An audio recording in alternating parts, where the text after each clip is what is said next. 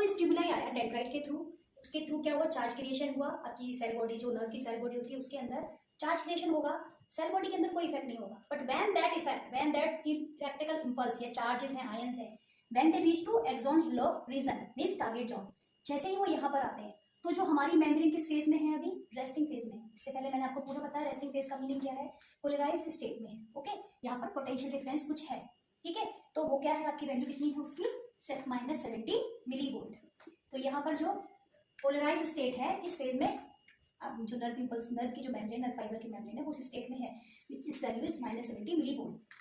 जब कोई इंपल्स आती है देन व्हाट हैपेंस, जो तीसरे नंबर के चैनल थे जिनको मैंने क्या बोला था, वोल्टेज गेटेड चैनल, ठीक है।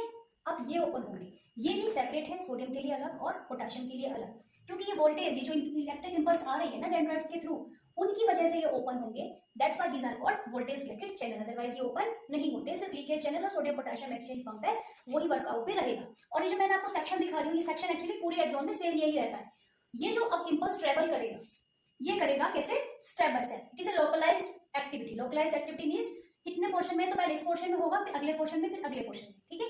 तो अभी क्या हो रहा है कि ये आपका रेस्टिंग फेज में है, ठीक है।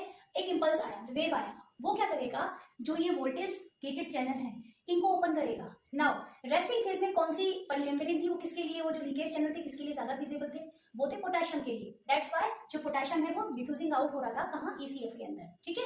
इसकी वजह से अंदर माइनस चार्ज क्रिएट हो रहा था। लेकिन जैसे ही कोई इंपल्स आती है तो ये वोल्टेज गेटेड चैनल जो है, कौन से वाले, सोडियम वाले, दे will open and this sodium will, these sodium ions will efflux out, ठीक है। efflux means going outside in the ECM।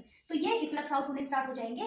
But इस मूवमेंट में जो सोडियम पोटेशियम के जो चैनल्स हैं ये अभी ओपन नहीं होंगे। हालांकि ये जो मूवमेंट है ये बहुत ही मिली सेकंड्स का होता है, बट आपको समझाने के लिए डिटेल में बता रहे हैं कि ये जो वोल्टेज गेटेड सोडियम के चैनल्स है, voltage gated channel, they will open and more sodium will be efflux out in the ECM। ना अब क्या होगा, सोच के देखिए कि यहाँ पर सोडियम ज्यादा हो गया था क्योंकि पोटेशियम बाहर जा रहा था, सोडियम अंदर नहीं आ रहा था, पोटेशियम ज्यादा बाहर जा रहा था। तो यहाँ पर क्या है, प्लस चार्ज, लेकिन धीरे धीरे सोडियम जो है वो ज्यादा हो रहा है। फिर जैसे ही कोई इंपल्स आती है, ठीक है, तो ये सोडियम जो है वो सोडियम वाले चैनल ओपन हो जाते हैं और सोडियम बाहर इफ्लक्स करने स्टार्ट हो जाता है। तो जब यहाँ का सोडियम बाहर जा रहा है, बाहर सोडियम जा रहा है, तो धीरे धीरे, और पहले क्या था, पोटेशियम भी अंदर आ रहा था। पोटेशियम तो थोड़ा थोड़ा अंदर आता ही रहता है, किसके through, sodium exchange potassium exchange pump के थ्रू। तो धीरे धीरे क्या होता है, मिली सेकंड्स में, धीरे धीरे नहीं, एक्चुअली मिली सेकंड्स में ये काम है, बट तो क्या हो जाता है कि जो अंदर की मेम्ब्रेन है वो ज्यादा पॉजिटिव होने लग जाती है as compare to the outside membrane. तो बाहर जो है वो कौन सा चार्ज आना स्टार्ट हो जाएगा, नेगेटिव, और अंदर आ जाएगा स्टार्ट होना पॉजिटिव।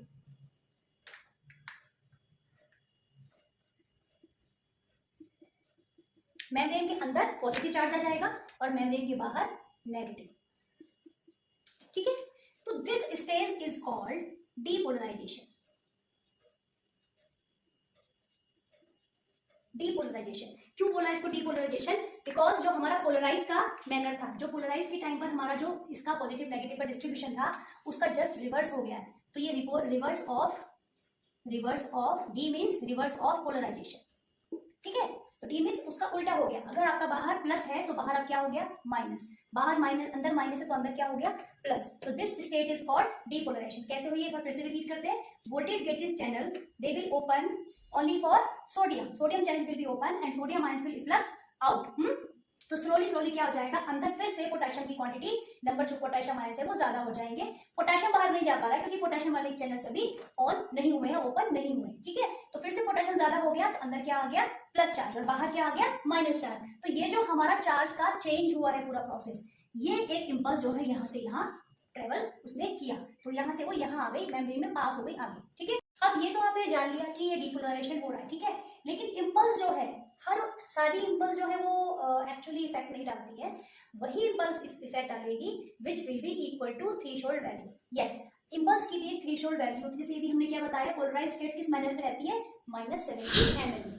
तो जो थ्रेशोल्ड वैल्यू है किसी भी इंपल्स की, थ्रेशोल्ड वैल्यू वो कितनी है, दैट इज -55 मिलीवोल्ट।